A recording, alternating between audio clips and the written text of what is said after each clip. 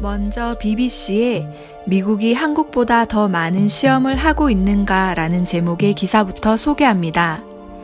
도널드 트럼프 대통령은 미국은 지금까지 다른 어떤 나라보다 훨씬 시험을 많이 해왔다.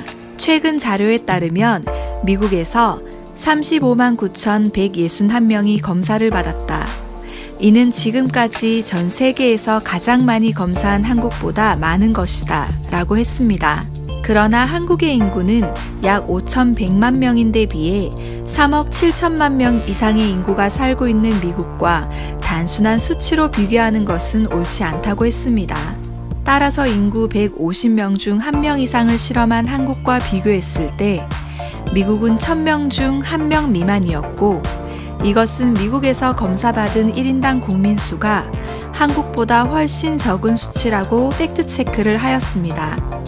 이번 전염병이 미국에서 처음 발병한 것은 1월 말로 한국과 같은 날이었으며 3월 초 백악관은 미국이 충분한 시험키트를 가지고 있지 않고 일부 보건소들도 그것을 사용하는 데 어려움을 겪고 있다고 말했습니다.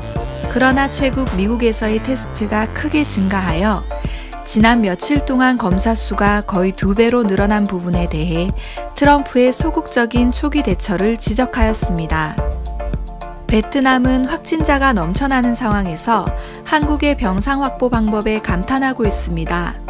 감염자가 본격적으로 늘어나기 시작한 초기에는 입원 대기 중 목숨을 잃는 사건이 발생했지만 즉각적으로 숙박이 가능한 공공기관 연수원과 숙소를 확보하고 기업의 도움을 받아 가장 필요한 사람들을 위한 입원 시스템의 우선순위를 정하고 경증 환자의 치료 공간을 만들면서 효과적인 시스템을 구축했다고 전했습니다. 또한 경증 환자들의 병상에는 침대, 와이파이, TV를 갖추고 있는 모습에 감탄하기도 했습니다.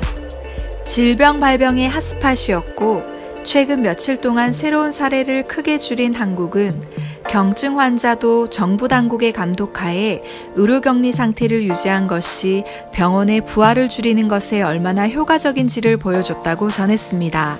한국은 적어도 8,900개의 확진 사례를 기록했지만 지금까지 104명만 사망했다는 사실을 기억해야 한다며 병상을 기다리는 동안 5명의 사망자가 발생했으며 중병을 앓고 있는 사람들은 모두 입원 치료를 받았다고 했습니다. 또한 지금까지 한국에는 감염으로 사망한 의사나 간호사가 없었다는 점도 주목할 가치가 있다고 전했습니다. 베트남은 한국의 이러한 선진 인프라와 정부의 운영에 많이 부러워하고 있는 것으로 보였습니다. 최근 영국 역시 한국의 긴급재난 문자에 주목하고 시민들과의 의사소통을 강화하기 위한 조치를 취하고 있습니다. 영국은 코로나 바이러스에 대한 엄격한 조치의 적용에 대한 초기의 회의론 이후에 전염병을 막기 위한 격리 규칙을 도입하기 시작했습니다. 영국 정부는 여행을 제한하고 엄격히 필요한 경우에만 출국하도록 촉구하기 위해 당국은 전화 사업자와 협력하여 모든 사람에게 특정 메시지를 보냈습니다. 하지만 일부 사용자는 이미 SMS를 받았지만 다른 사용자는 아직 SMS를 받지 못했습니다.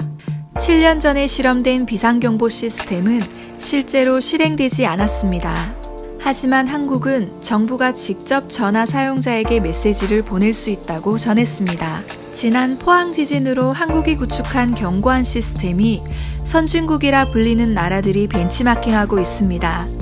이번 감염병으로 인해 한국의 위치가 더욱 격상된 느낌입니다. 이탈리아에서는 한국의 바이러스 추적 시스템을 적극 활용해야 한다는 여론이 고조되고 있습니다. 여러 언론에서 한국의 코로나 추적 앱 시스템에 대해 언급하고 있으며 프라이버시 침해에 대한 부분은 해결해야 될 문제라고 말하고 있습니다. 이 기사는 한국의 바이러스 추적 시스템의 성공은 감염과 사망을 제한하기 위해 감염자와 접촉한 사람들의 모든 움직임을 추적하는 앱이 중요한 역할을 했다고 판단하고 있습니다. 한국은 앞선 IT 기술을 바탕으로 감염된 사람들과 접촉한 사람들의 동선을 상세하게 공개하였습니다. 한국의 한 시민은 전날에 자주 방문한 장소를 표시한 앱 덕분에 감염자와의 접촉했을 가능성이 있다는 것을 알게 되어 자발적으로 검진을 받으러 왔다는 인터뷰 내용을 소개했습니다. 하지만 과연 이 모든 것이 이탈리아에서 실현이 가능한지 되물으며 구글과 애플의 개인정보가 전송되는 것이 우려되는 부분이지만 먼저 생명을 구하고 정상적인 생활로 돌아가는 것이 중요하다고 언급하고 있습니다. 한국은 시민의 접촉과 움직임을 모니터링하는 응용 프로그램을 통한 전염병 통제 모델이 이미 성공적으로 적용되어 이탈리아에서도 유효한 시스템이 될 수 있다고 판단하고 있습니다. 또한 타국의 입국자들에게도 좋은 정보를 제공할 것이라 말하고 있습니다. 한편 루마니아는 많이 급했나 봅니다. 루마니아가 25일 나토의 수송기를 통해 한국산 방호복을 긴급 수송했습니다. 루마니아는 자체 수송 여건이 되지 않아 헝가리에 있는 나토 수송기를 한국에 보낸 것으로 전해졌습니다. 루마니아를 포함해 미국과 유럽 국가 29개국이 회원국으로 가입된 나토는 회원국 요청을 받으면 보유 자산을 활용할 수 있는 것으로 알려졌습니다. 루마니아 보건당국에 따르면 루마니아 확진자는 726명이며 사망자는 8명으로 집계됐습니다. 앞서 루마니아는 국내 업체와 진단키트 2만 개 공급 계약을 체결하기도 했는데 해당 계약은 정부와 제외 공판을 통해 해외에서의 국내 생산 진단키트에 대한 수요를 파악하고 한국 공급업체와 연결해 이루어졌다고 외교부는 전했습니다. 외교부는 감염병 대응을 위해 한국으로부터 진단키트 수입을 문의하거나 요청한 국가가 총 47개국에 이른다고 밝혔습니다. 반면 한국산 진단키트를 수입하지 않고 중국산 진단키트를 수입한 스페인의 상황은 완전 암울합니다. 현재 스페인은 중국에서 구입한 진단키트의 문제점을 제기하고 있습니다. 스페인 정부는 550만 번 검사할 수 있는 신속 진단키트를 중국 바이오 에이지로부터 구매하였습니다. 중국 바이오 에이지에 따르면 최소 80% 이상이라던 민감도가 실제로 30%밖에 되지 않는다고 전하고 있습니다.